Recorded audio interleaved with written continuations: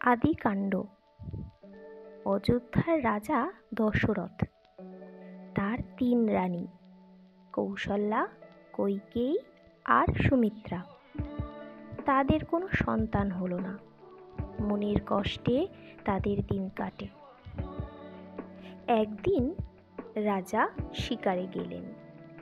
দূরে একটা শব্দ শুনে ভাবলেন হরিণ জল খাচ্ছে। তিনি শব্দভেদী বাণ ছুড়লেন। শব্দভেদী বাণের আঘাতে অন্ধমুনির পুত্র সিন্ধু মারা গেল। দশরথ সিন্ধুর মৃতদেহ অন্ধমুনির কাছে নিয়ে এলেন। অন্ধমুনি শাপ দিলেন, আমাকে যেমন পুত্রশোক দিলে, তোমারও যেন পুত্রশোকে প্রাণ যায়। দশরথ কুলপুরোহিত বশিষ্ঠ মুনির কাছে এলেন। বশিষ্ঠ বললেন, শাপে বর হয়েছে, পুত্র না হলে পুত্রশোক পাবে কি করে? ঋষ্যশৃঙ্গ মুনিকে এনে ১ বছর যজ্ঞ করাও, তবেই রানীদের পুত্র হবে। রাজা বহু যত্ন করে ঋষ্যশৃঙ্গ মুনিকে রাজপুরীতে নিয়ে এলেন। মুনি ১ বছর ধরে যজ্ঞ করলেন। শেষে যজ্ঞের কুণ্ড থেকে এক দিব্য পুরুষ উঠে রাজাকে একটি পায়েসের থালা দিয়ে বললেন, এই পায়েস রানীদের খেতে দাও, তাদের পুত্র হবে।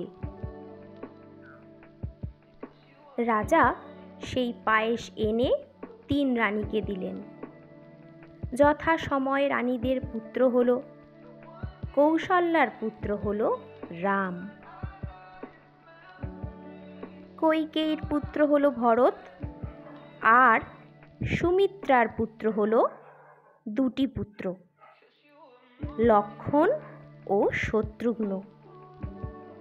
রাজপুত্রেরা অস্ত্রবিদ্যা শিখে অল্প বয়সেই বীর হয়ে উঠলেন। একদিন বিশ্বামিত্র মুনি দশরথের সভায় এসে বললেন, রাম লক্ষ্মণকে তার চাই।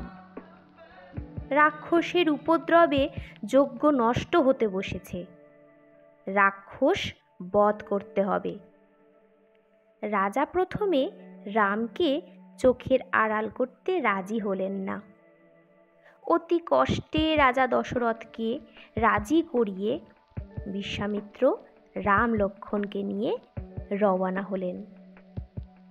পথে ভীষণা রাক্ষসী তারকা হা করে রাম লক্ষ্মণকে গিলতে এলো। রাম বজ্রবাণ ছুঁড়ে তাকে মেরে ফেললেন। মুনির আশ্রমে খুব ঘটা করে আবার যজ্ঞ আরম্ভ হলো। টের পেয়ে রাক্ষসেরাও এলো হৈ হৈ করে। রাম লক্ষ্মণ ঘোর যুদ্ধ করে রাক্ষসদের হারিয়ে দিলেন। যজ্ঞ নির্বিঘ্নে সমাধা হলো।